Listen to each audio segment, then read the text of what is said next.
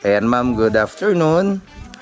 Ayan, anong lugar ito ngayong ating pinuntahan ma'am?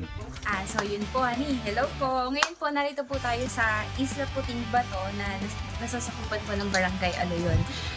Ito po ay isa sa pinagmamalaki ng bayan ng Bordayos dahil ito po ay isa sa dinarayo ng mga maraming turista dito po sa amin, honey. So, ang mga pwede po nating activity dito is swimming, snorkeling, tapos, yun.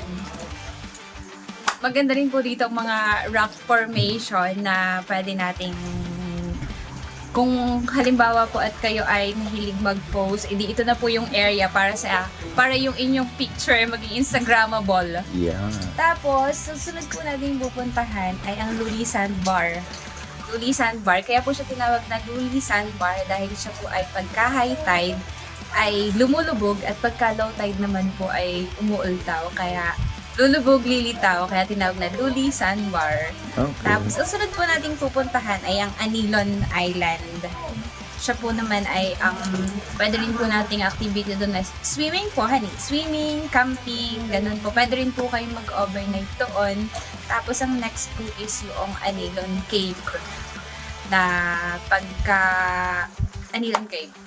So, ang atin pong last destination ay ang Binunbunan Island na lahat po ng mga isla na yon na nabanggit ko, lahat po sila ay white sand.